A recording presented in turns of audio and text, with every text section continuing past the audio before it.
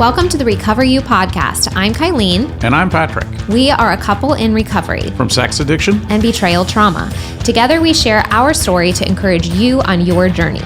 It's here that we talk about sex addiction, betrayal trauma, mental, emotional, and physical health, faith, and anything and everything needed to recover you to your most authentic self that God created you to be.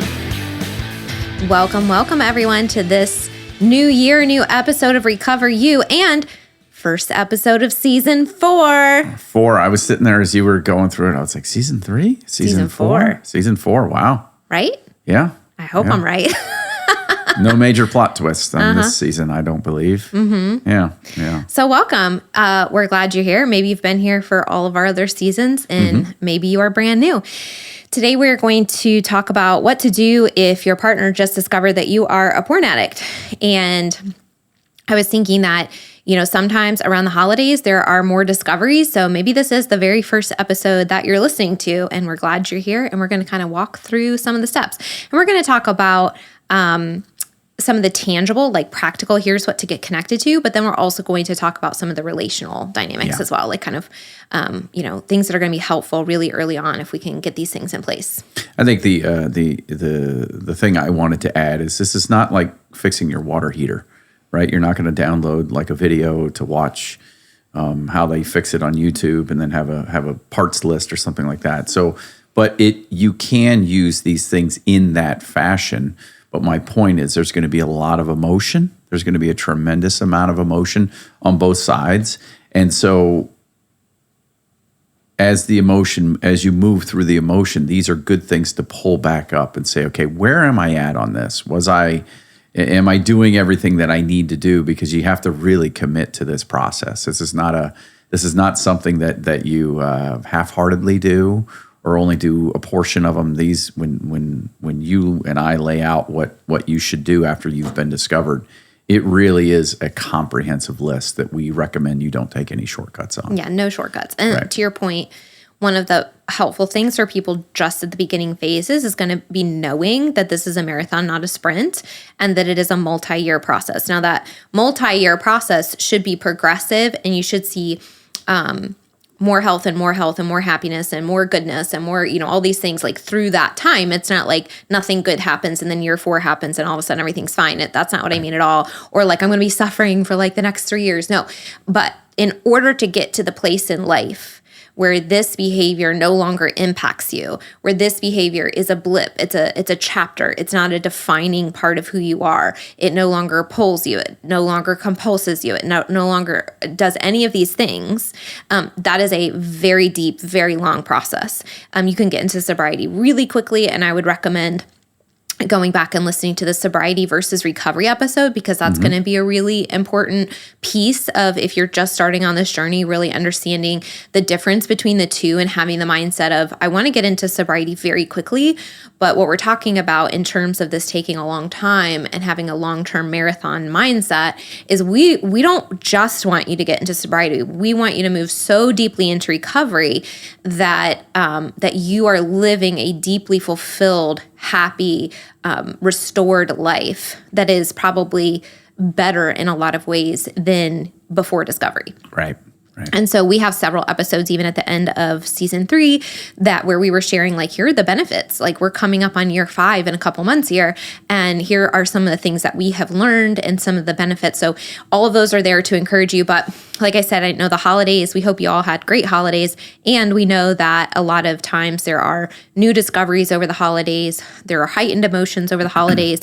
And sometimes people get found out over the holidays or they confess over the holidays. So like I said, this may be someone's first episode, and we just sort of wanted to go back to, I guess you might say, the basics a little bit and say, okay, well, what do you do if you just got discovered? And before we jump into the specifics, we also wanted to say, if you're listening to this, we're assuming you want to heal.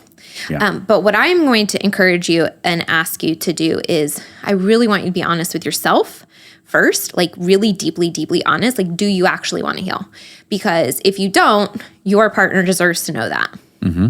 And there are people who don't really think that pornography or infidelity or sex addiction or whatever, the compulsive behaviors in their life, they really actually don't want, they're not ready to get well, or they don't think that they're that bad.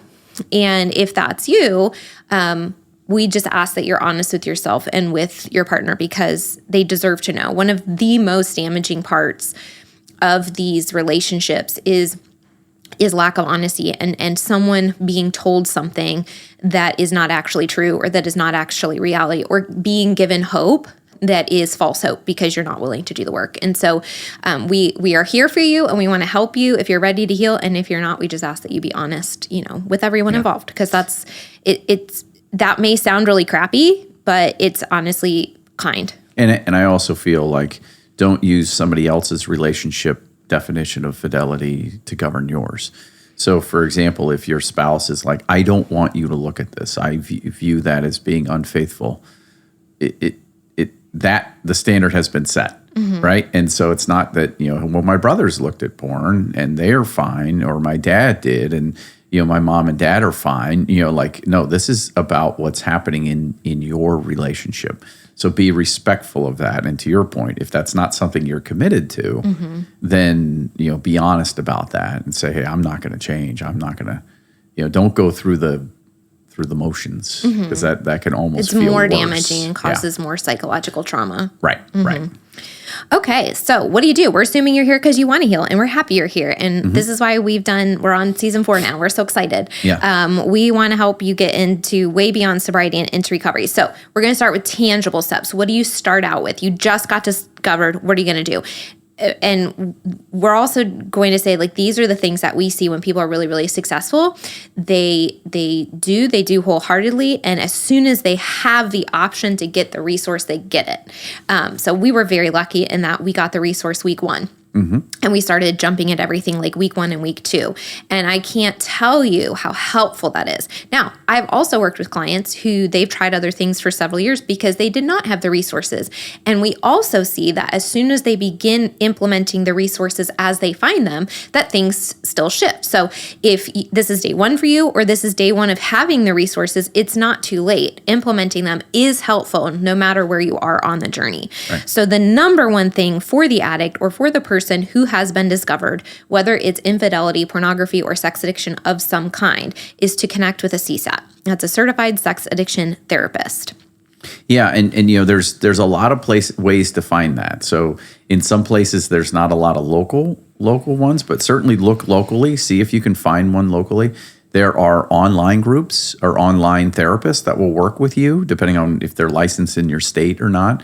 There are what you could call inpatient facilities where you can go and work with a CSAT. I think on-site is one in Tennessee. Pure Desire has online, therapy and things like that. So, I think to your point, it's, don't just kind of do the one look and say, well, there's no local CSATs in my area, I can't go. There are a lot. If you are interested in healing, you're going to find that resource. So online options, inpatient options, driving for a little bit. Maybe you have to drive 2 to 3 hours to go see your therapist. If a CSAT is in your state, very often they will be willing to do virtual. So licensing is usually within a state. And so if they're working as a CSAT, then a lot of them now will do virtual as long as you're in the state. Right. So I always encourage people to start locally, because when you get to disclosure, which we'll talk about a little bit later, but when you get to that point, sitting across from someone is, 10 out of 10. That's the best case scenario that you can have. But sometimes it's not possible.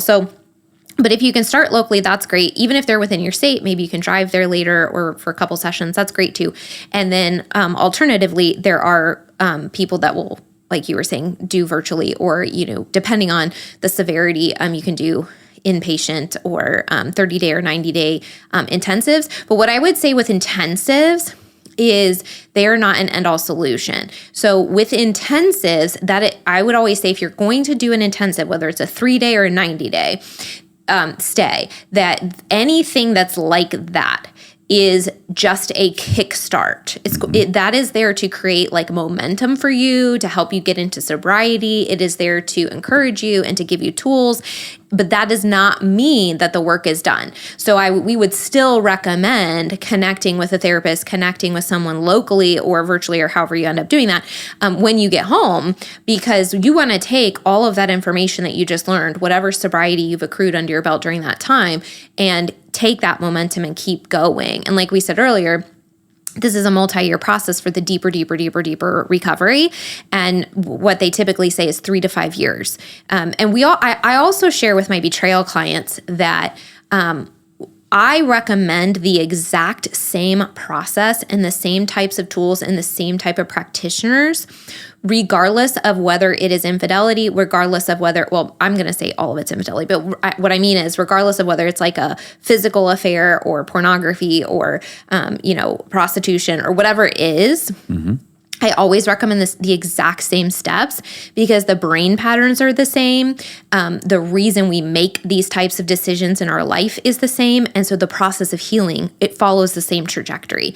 And then on top of that, the path of healing for a couple, if someone's going to try to stay in the relationship, that path is the same as well. And so we're actually going to do a series. This is episode 1 in the series, focusing on what does the addict do, day 1.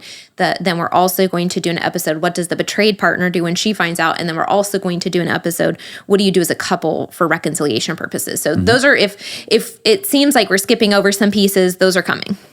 Right. But number 1, if you just got discovered, is to connect with a CSAT. Now, why is this really, really, really important? 1, they are going to be the people that are and there are others out there, but generally speaking, these are the people that are going to be good at helping you get into sobriety.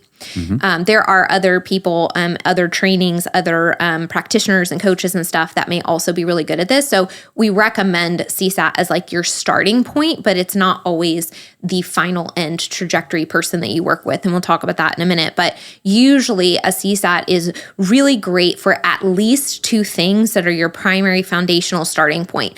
And that is helping you get into sobriety and helping you accomplish that goal and helping you work through what you need to work through to make that happen.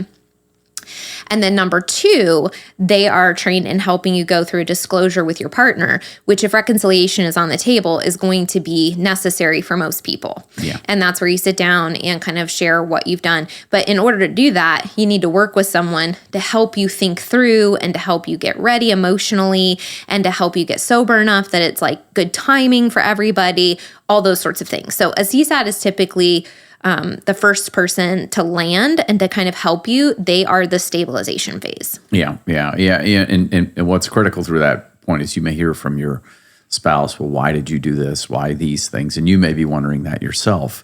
And, it's just a reminder that, sex addiction is not about sex. It's about what you use to medicate your pain.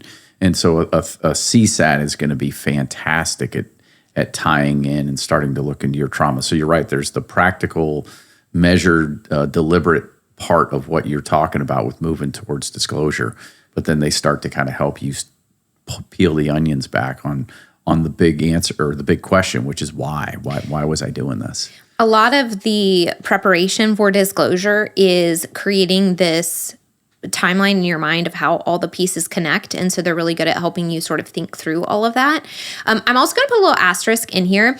Just because someone has a certain training does not mean that they are the best person for you. So even though we recommend CSATs and we recommend different trainings and we recommend, I always want to give the individuals and the couple permission to say, hey, this person this seems unhealthy, the way they're interacting with me. Or, because there's always therapists, there's always coaches, there's always doctors, there's always people in professional places that don't do a good job doing what they're doing. And this is really, really, really important through the recovery process, that you connect with the person that you're working with and that you feel really safe and seen in this experience, especially with something like this, because going and saying, hey, I have a pornography issue, or I'm a sex addict, or am I a sex addict? Can you test me on this? Right? Like, that's a scary thing. Mm-hmm. So you really want somebody that is present, that knows what they're doing, that's compassionate, and can help you through the disclosure process. Now, some of them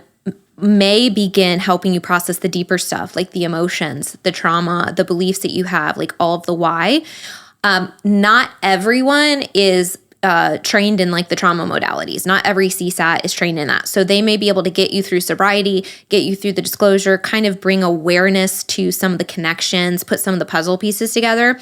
And then if they're not trained in some of the deeper emotional why, trauma recovery, that sort of thing, then we recommend finding another practitioner who can help you on that level. But that would be after you move through the disclosure process. Right. Absolutely. Any other thoughts for finding a CSAT, someone, scared to kind of like they just got discovered, they're feeling overwhelmed, kind of going into that process from your perspective? If you have never been in the therapy world, that hurdle of just saying, I need to go see a therapist is a really, really scary thing. And I remember going to my very first session and being like, I can't believe I'm sitting here. Yeah. I really can't believe this has become my life. But you if you have a good therapist, they really do become a great mentor. They help you heal. They do all of those things. So commit to that process. It's not it's not like getting a pedicure. You don't go in and have one session and be like, it's a miracle, I'm healed. Like you've really got to commit to that process. You got to commit, and you got to understand that you may walk out of there after an hour and go, man, I don't really think like we did anything. But it's the cumulative effect of multiple sessions that helps move you along. A lot of emotional and relational dysfunction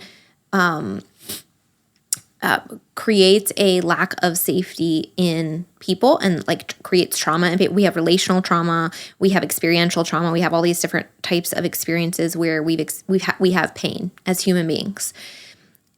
Good therapy or working with a practitioner who's a safe practitioner, whether that's a coach or a therapist or whoever is qualified to help you, it creates a safe space that gives you permission to relax and heal. And so that is kind of the relationship dynamic that you want to look for. While at the same time that you have a foundation of safety, they also are challenging you in your thinking patterns and challenging you to broaden your perspective and challenging you on how to think differently, all while relationship building and creating a safe space for you to do that. And so when I say a safe space, I don't mean like, oh, what you did wasn't that bad, like coddling or excusing or anything like that. It is, hey, I can sit with you here in a place of not judging you, and I can have compassion on you and see you for who you really are and still be here.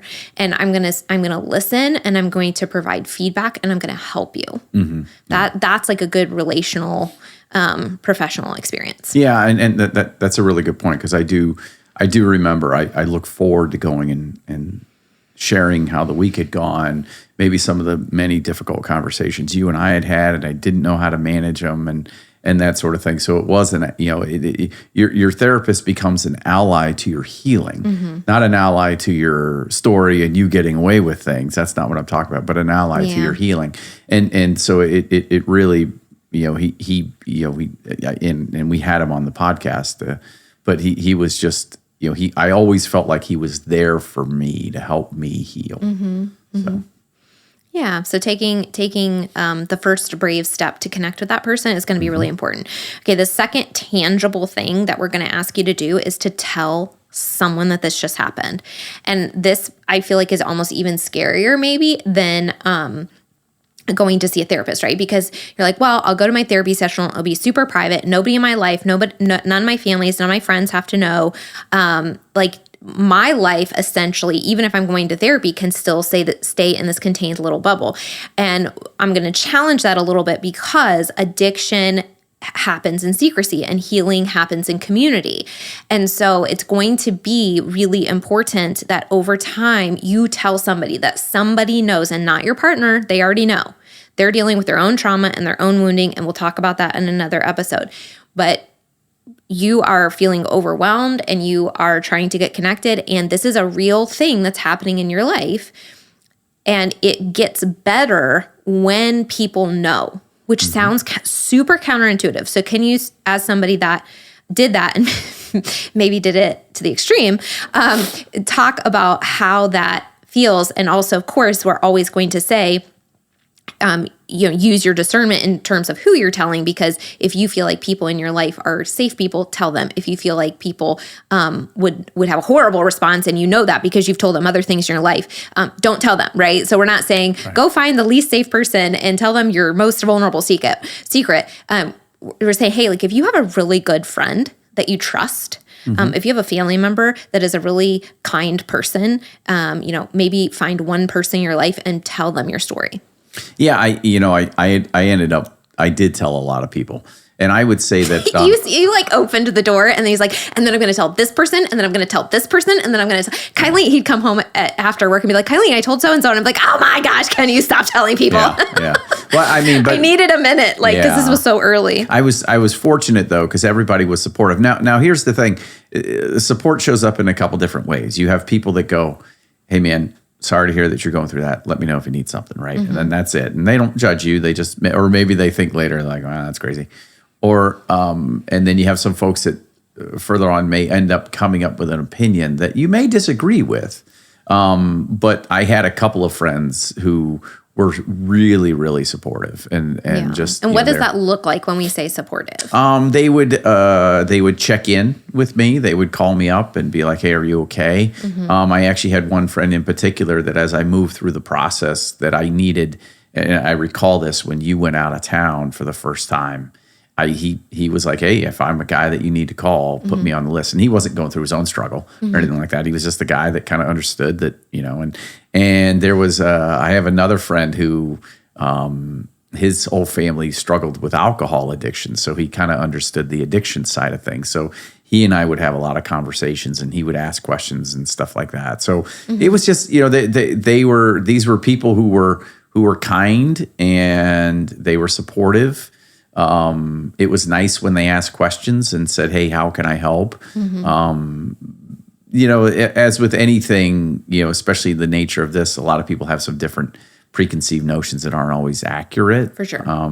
And this particular addiction, I don't think is as in the mainstream as some of the others. Because we said, hey, maybe this is somebody's first episode. Maybe you're not an addict. We still recommend the same process. That's right. Again, the same thoughts, the same wounds, the same feelings end up with these behaviors. Yeah. And so if you don't want to be doing this behavior, we still and you're not sure you're an addict, we still recommend the process. And everybody needs, like there's nothing wrong with calling, one of your friends who knows what you're going through, and you say to that person, boy, my wife is really kicking my butt over this. And they, yeah, man, I'm sorry that that's happening. Like everybody needs to have a little bit of that, without turning it into a big complaint session and stuff like that. Yeah, don't be putting your wife down. Yeah, but it's like, man, she really has a lot of questions and it's been uncomfortable. Yeah, you can share the stress about it, that's like right. what's happening in your life. Yeah, but we recommend telling someone because again, shame fuels negative behaviors. Shame and secrecy fuel negative beliefs and negative patterns in your life, but honesty and vulnerability and connection bring healing.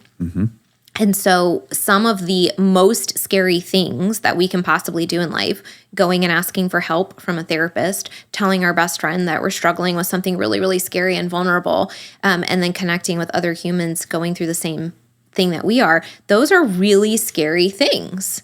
But if you want to get to the place of this never bothering you again and being a blip in your life, those are the scary things that we have to face and we have to do.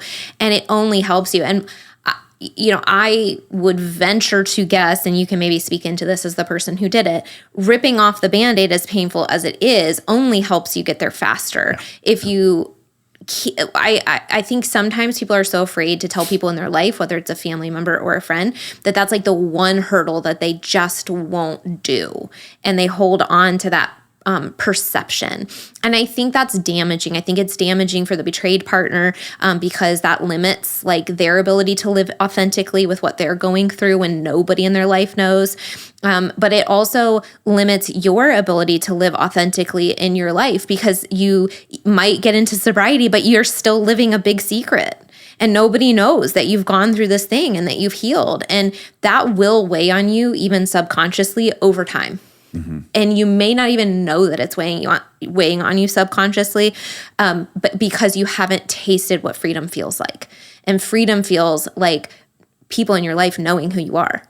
Yeah. And you being in sobriety and feeling good about it and being able to claim a new identity. And that is huge. And that's why we have these episodes and we have this podcast, because we really want to paint this picture that is not one of captivity to this the rest of your life. It's not one of shame. It's not one of embarrassment. It's not one of, I can't tell people my story. It is the opposite of, I am choosing a new identity. I am choosing to become a different person. And I'm doing all of these things to make that happen.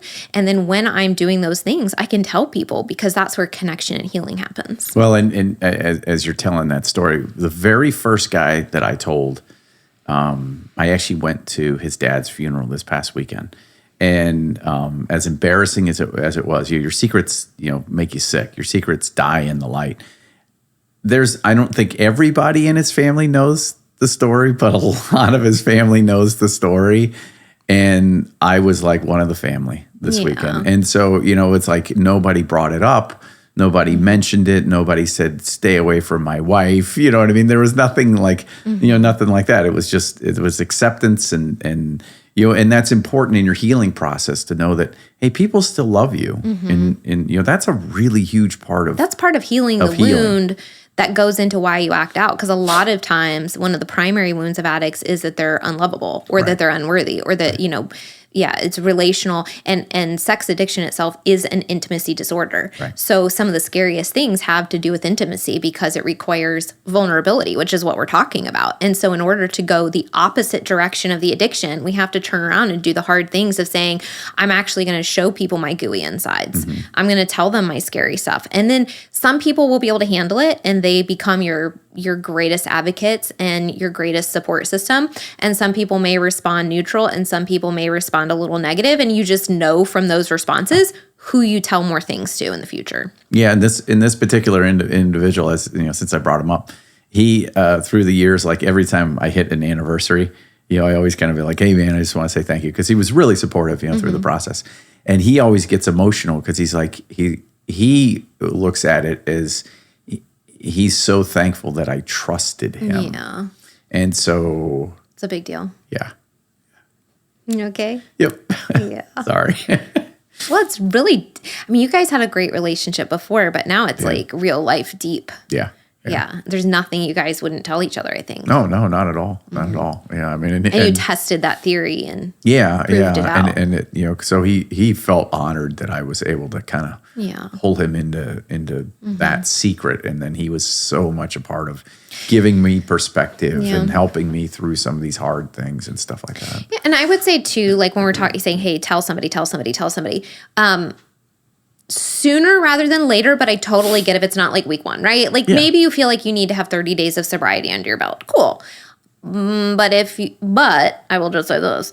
If you find that part of your journey is struggling with relapsing, don't delay putting off accountability. Don't delay having that vulnerability and asking for help and talking to more people. Because again, the more we can come into the light, the more freedom we experience. That's right. The more we keep the secret, the more likely it is to have power over you. And so if you want to break the patterns, you have to do the thing that's the opposite of what you've been doing. And that tends to be scary, because otherwise we would have done it, right? Like if all of that stuff was easy, we'd be doing it already. That's right. Okay, so we have connect with a CSAT, tell someone in your circle. And then number 3 is similar, but connect with a group. So pretty much every addiction recovery, any compulsive behavior, any trauma recovery, anything that requires a healing process, really strongly, highly recommends that you connect with a group of people going through what you're going through.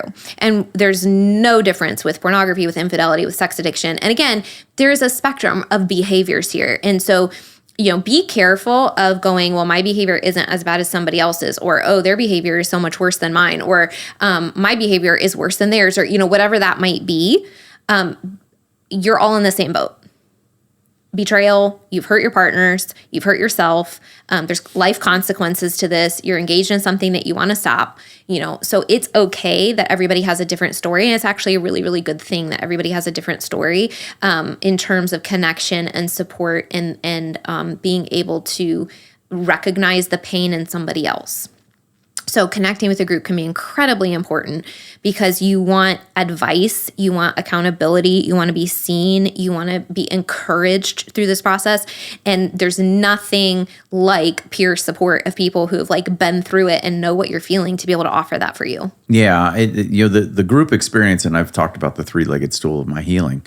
The group experience is you can't replace it. You really, really can't. And sometimes some folks are able to do groups online, and I think you get out of group what you put into it. You really, really do. So like if you go, well, I'm only going to go once every 3 weeks because I don't really think I'm like those other people. Well, then you're not going to get a lot out of it. So this is like dive into the process. Go to the process. If you feel like you're in a group that maybe your behaviors were different, well, that's part of coming alongside of people. Because you're going to be able to help those people much like they're going to be able to help you. Mm-hmm. And what is beautiful about the group experience is as you move through it over a couple of weeks, you get to this kind of, I don't know if stasis is the right word or whatever, but it's like where you have these, as we all are, deeply flawed individuals with our own stories, with sometimes a week is good for person X and the other 4 people, it's been a disaster. And you can all come alongside each other and help each other out. And in the process, you're learning more and more about addiction. So the same thing that my friend did for me, that's what these guys in these groups start to do for you. And you get very comfortable. You feel very safe. You feel validated. You feel like there's somebody. And I've seen people set up weekly coffee meetings where they're always kind of getting together. I mean, the friendships have grown out of that. And so there is something that's incredibly freeing, knowing that you're walking into a group session that has people in there that know every part of your story. Mm-hmm. Yeah, absolutely. Okay, so those are a lot of tangible steps that you can take, connecting with the CSAT, making sure you're telling people in your circle, letting them in on what's happening in your life, and then connecting with a specialized group. And we will also put getting started resources in the show notes so that you can check out specific links or people or groups that we tend to recommend. Okay, so then there's the relational aspect of what happens after discovery.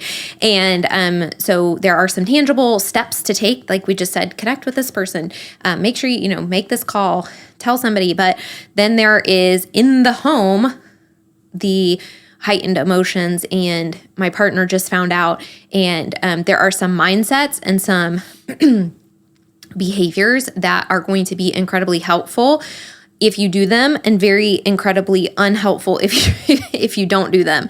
And so we just sort of wanted to talk about the relational part a little bit as well in this, getting started, getting into sobriety piece. So the first thing is, weather the storm. Okay, so your partner deserves to be angry. Her whole life just turned upside down. Sometimes there is this dichotomy where the addict is feeling good because now their partner knows the real them and they don't have to keep a secret, and they're feeling free from this thing that has weighed on them for so long, and they're finally telling the truth, and telling the truth feels really, really good, and they're feeling these positive emotions, and their betrayed partner is like, you just blew up my entire life. You bombed the floor underneath me, and I'm like a million stories, below in the ground, and I'm like being buried alive here, and I can't breathe, and you're happy about this, So I think it's really going to be important as soon as you can to understand that there's going to be a lot of emotions. Mm-hmm. There's going to be anger, there's going to be sadness, there's going to be, how could you do this to me? There's going to be, you don't love me. How could, what does this mean? What does this mean about me? Do you not like me? Do you not find me attractive? You're going to have a lot of questions thrown your way. And so I think understanding, going back to the very beginning of this episode and going, hey, this is going to take time. This is going to take time for us to figure out. This is going to take time for both of us to move through our individual healing processes, and just knowing that her emotions will fluctuate over time. And it might feel like she's gone through a phase, and then she might come back to it. Mm-hmm. And that is very normal. And I would say the first 3 to 6 months, there is a lot of emotion because she does not feel safe. If she did not know what you were going through and she just found out, there's going to be a lot of emotion because the reality of the fabric of her life was just shredded apart. And not understanding what reality is when you think you're living one reality, it is incredibly psychologically destabilizing. Yeah, and it's, when you talk about a lot of emotions, I was just thinking through my head here that what does that look like? That looks like yelling, that looks like crying, that looks like avoidant behavior from the betrayed spouse. That looks like things like giving ultimatums, like get out or move downstairs. That's what that looks like. It could also mean too that all of a sudden it feels like the person's reaching out to you for connection.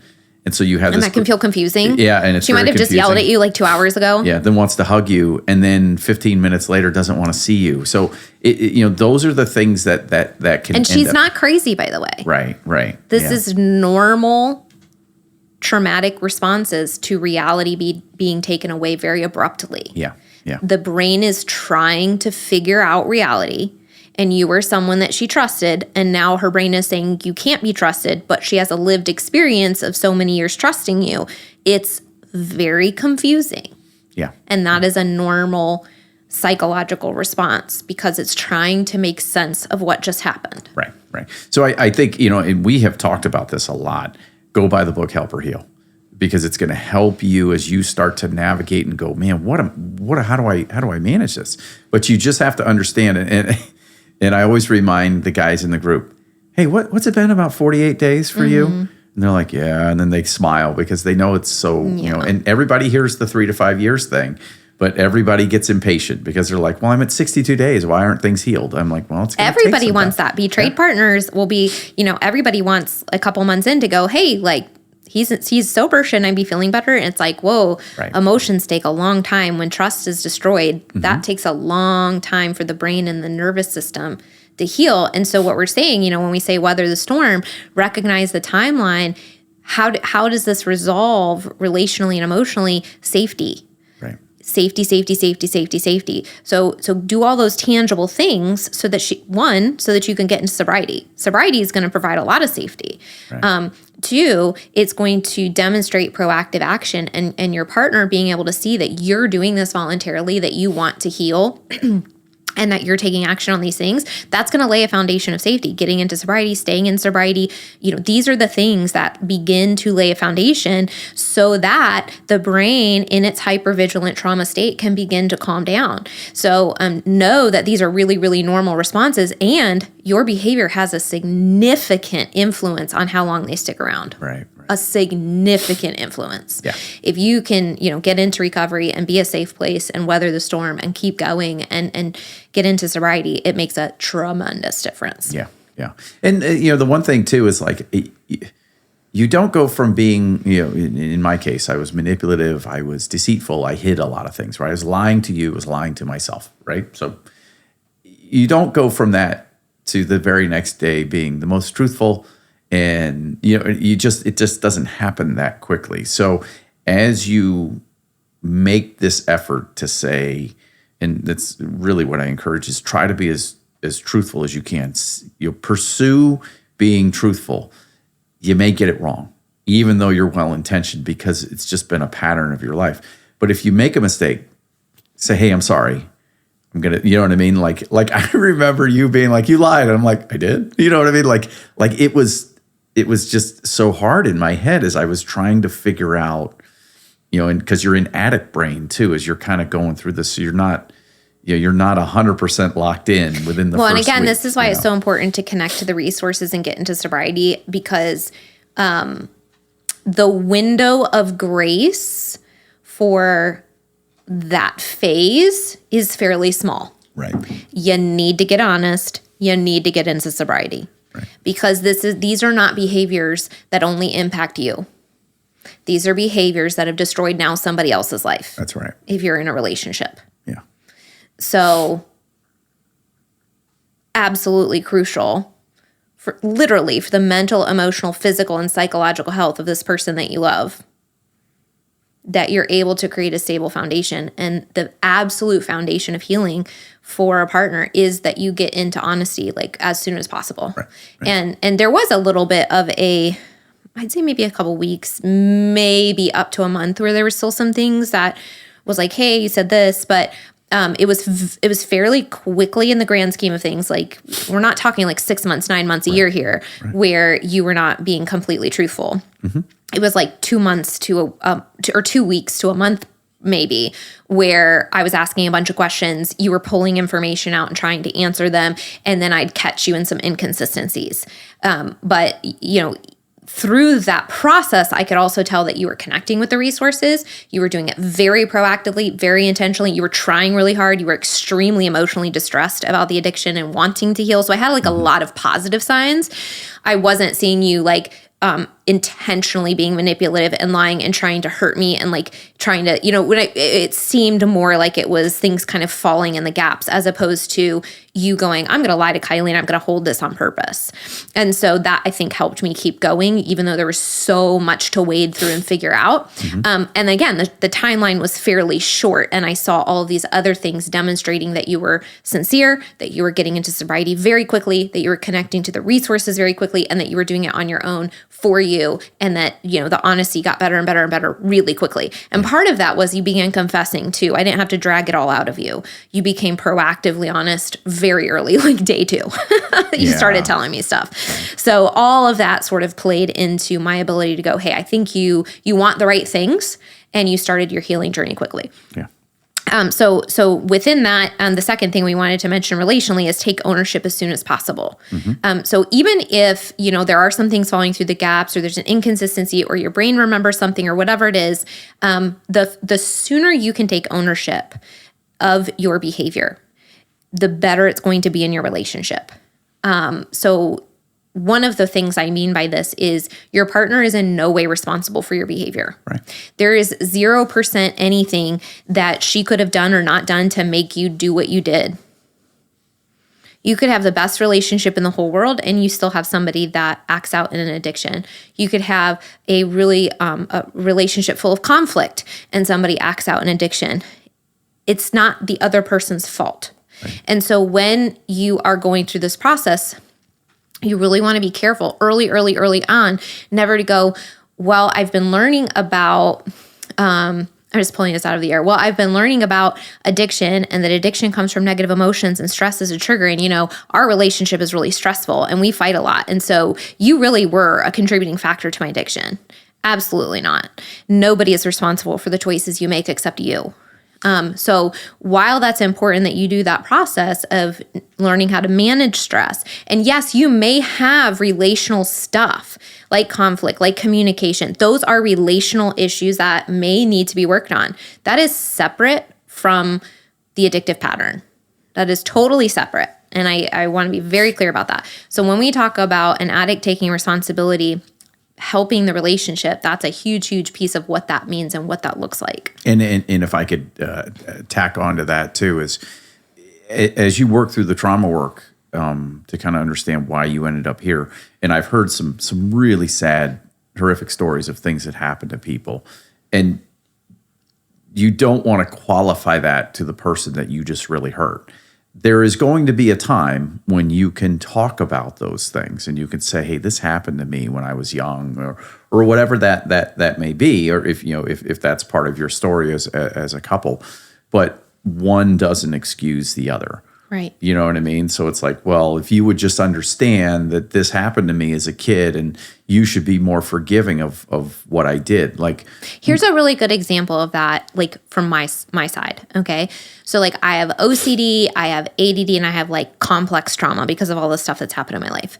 And through my healing process, I ended up recognizing that because of trauma I experienced when I was very, very young, OCD manifested as a way for my brain to process what was happening. And later in my life, as an adult, we've shared the story where like after the trauma of discovery and betrayal and all these kinds of things, because my trauma had increased, my OCD also increased. And it became a problem to the point where it was like impacting you. And so I could have just said, well, it's the trauma. It's that you hurt me. It's a trauma response. It's all these things. And like, okay, that might be true, but instead I was like, no, this is uncomfortable for me. It's uncomfortable for you. It's, I want to work on this thing. And so it's just an example of like identifying the underlying things that act as triggers doesn't mean it's an excuse to say, oh, it's fine that I behave this way, or it's, fine that I don't ever work on this, or I'm just going to let this go and never take any personal responsibility for it. Right. So same thing with my ADD. Like, I definitely think my brain got way worse through the trauma of everything. And then this past year, I invested in an ADD coach, and she gave me all these tools and stuff to like do in my life. And so now I use a lot of them, and I was like, wow, these are so helpful. And so I got to a point where I was like, this is something that I want feedback on. And I had only gotten diagnosed like a year and a half prior, or a year prior even. So, it took a little bit of time, but I still was, okay, I'm going to learn about this. I'm going to do this. I'm going to, so just an example that's maybe not as quote unquote dramatic as betrayal, not as dramatic as, addiction, but it's the concept across the board that the decisions that we make in life, that the behaviors that we engage in as a human are our responsibility.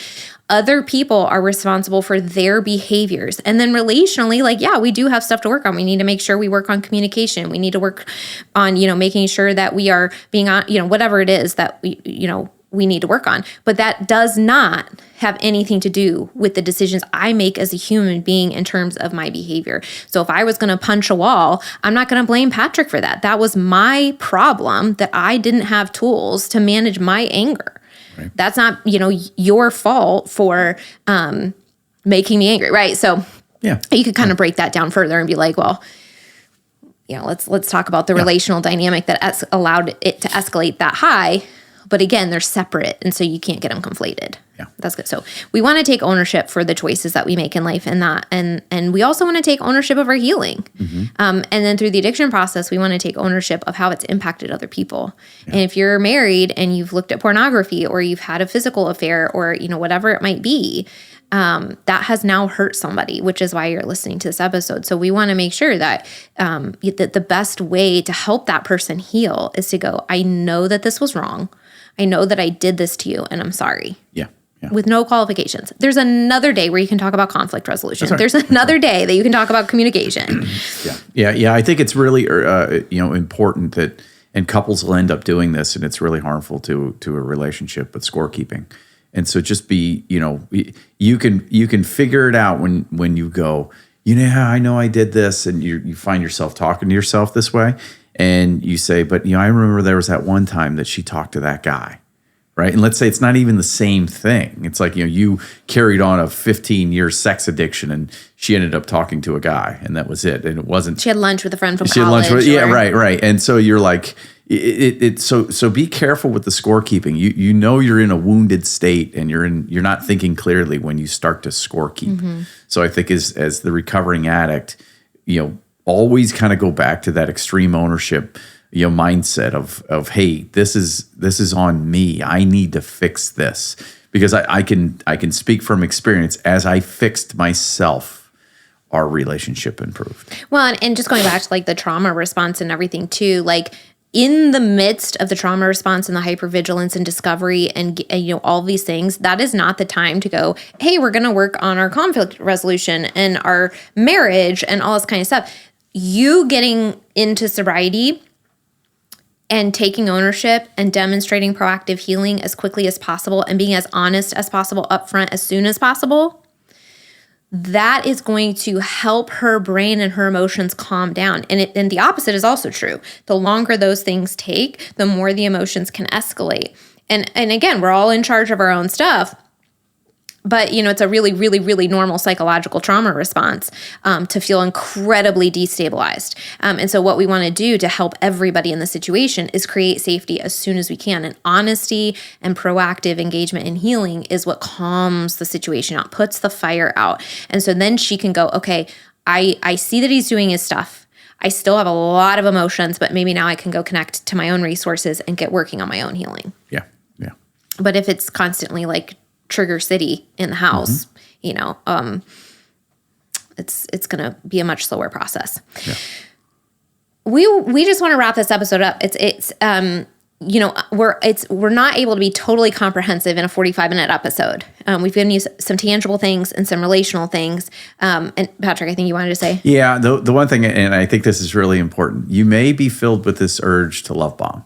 And love bomb is like you're gonna buy flowers and you're gonna do. And listen, it's not bad. Yeah, it's not a bad thing. But I think what you need to do is you need to disconnect her reaction from your effort to try to repair.